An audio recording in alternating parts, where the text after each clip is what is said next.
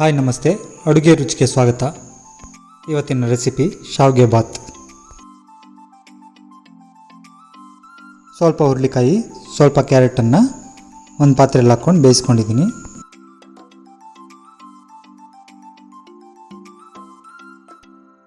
ಇವಾಗ ಒಗ್ಗರಣೆಗೆ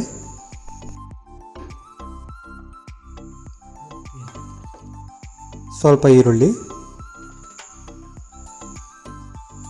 ಸ್ವಲ್ಪ ಟೊಮೆಟೊ, 2 ಹಸಿಮೆಣಸಿನಕಾಯಿ,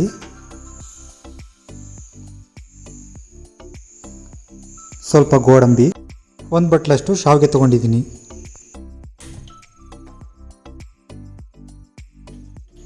ಮೊದಲಿಗೆ ಸ್ಟವ್ ಹಚ್ಚಿ ಒಂದು ಬಾಣಲೆ ಇಟ್ಕೊಂಡು ಇದಕ್ಕೊಂದು ಸ್ಪೂನ್ ಎಣ್ಣೆ ಹಾಕ್ಕೊಂಡಿದ್ದೀನಿ.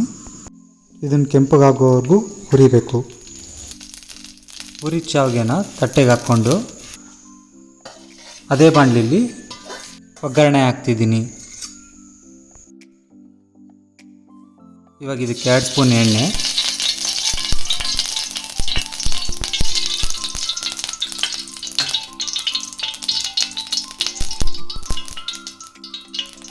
ಸ್ವಲ್ಪ ಸಾಸಿವೆ,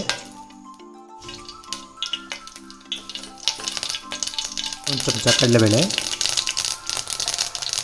1 ಚಮಚ ಉದ್ದಿನಬೇಳೆ,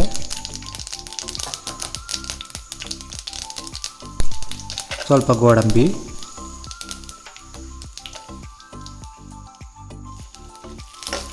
ಹಾಕಿ ಹುರಿಬೇಕು.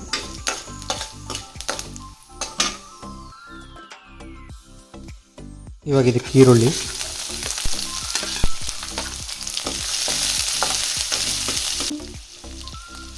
ಮೆಣಸಿನಕಾಯಿ,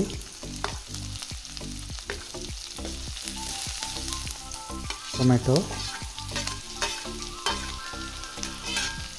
ಹಾಕಿ ಹುರಿಬೇಕು. ಸ್ವಲ್ಪ ಅರಿಶಿನ, ರುಚಿಗೆ ತಕ್ಕಷ್ಟು ಉಪ್ಪು.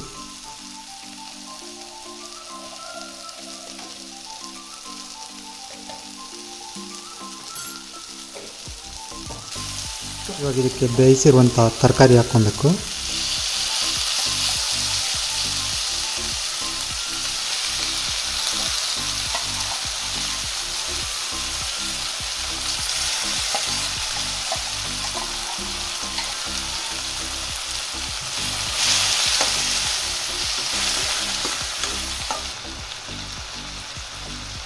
ಇವಾಗ ಇದಕ್ಕೆ 2 ಲೋಟ ನೀರು ಹಾಕ್ತಿದ್ದೀನಿ.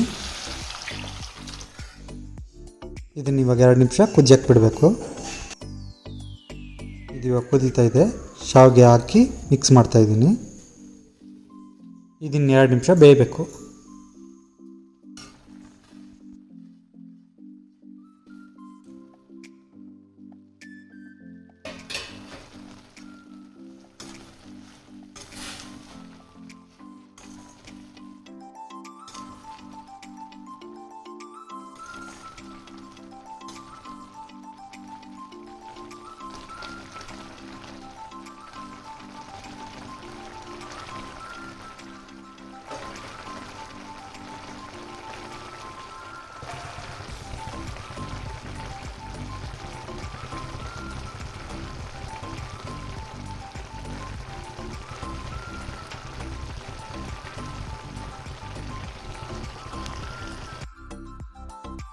ಇವಾಗ ಒಂಚೂರು ಕಾಯಿ ತುರಿ ಹಾಕ್ಕೊಂಡ್ರೆ ಇವಾಗ ಶಾವಿಗೆ ಬಾತ್ ರೆಡಿಯಾಗಿದೆ.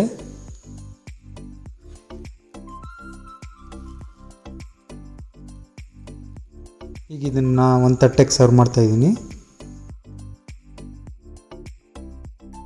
ಈ ರೆಸಿಪಿ ನಿಮ್ಗೆ ಇಷ್ಟ ಆಗಿದ್ದರೆ ಶೇರ್ ಆ್ಯಂಡ್ ಸಬ್ಸ್ಕ್ರೈಬ್ ಮಾಡಿ.